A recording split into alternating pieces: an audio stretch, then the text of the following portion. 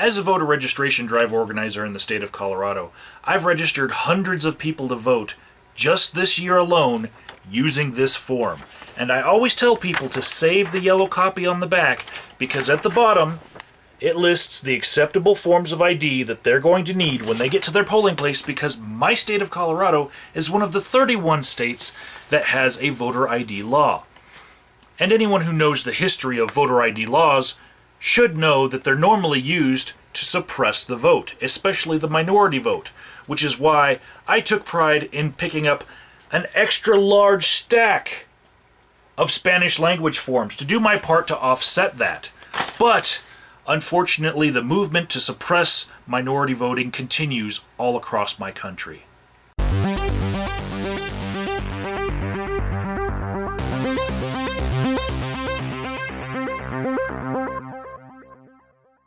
So what is actually at play here? What is the DOJ trying to do by blocking this Texas law?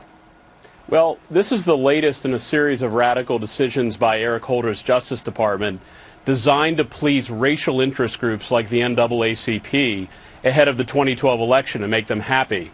But you need to understand something. This objection is based on a flimsy legal theory that will not stand up in court. Which is what? Well, they exaggerate the difference, the statistical difference between the number of whites and Hispanics who have voter ID. The Justice Department blatantly misrepresents the law as it relates to voter fraud. And so really, if Texas had brought this to court a year ago, the law would probably be in place now. Unfortunately, it probably will not be in place for the 2012 presidential election. Now, Mr. Adams, it's important because there are other states where the decision in Texas will apply to other states. Is that right? Well, it will apply in this way. This is an attempt by Eric Holder's DOJ to scare off other states like Mississippi, Pennsylvania, Wisconsin from implementing fully their voter ID laws. So this has serious political ramifications and will be deeply unpopular with most Americans who support election integrity measures. Yeah, because let's just take a look at a simple list of what we're required to show ID for in general society: to buy cigarettes and alcohol, to purchase an R-rated movie ticket, to even buy Sudafed now, to rent a car, to get a hotel room. And I could go on and on, Mr. Adams. Even to get a beach pass in my community, you have to show several forms of ID. So what is the reason in your mind why they would block this? So I whipped out my handy-dandy copy of the United States Constitution, and I think I can give everyone a better reason than you'd ever get from a guest on the Fox News channel as to why the Department of Justice would get involved when a law is threatening to suppress voting.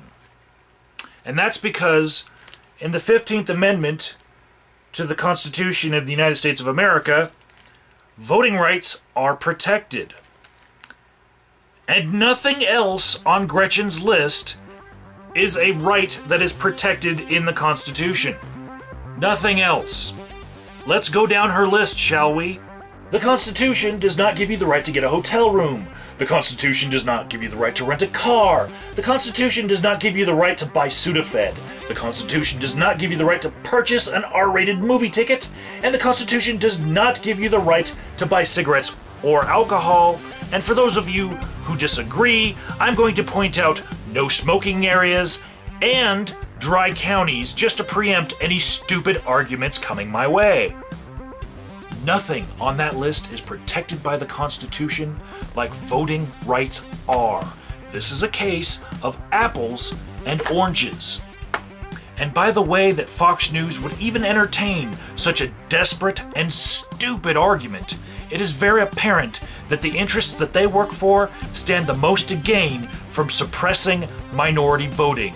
And they are evil enough to attack constitutionally protected rights.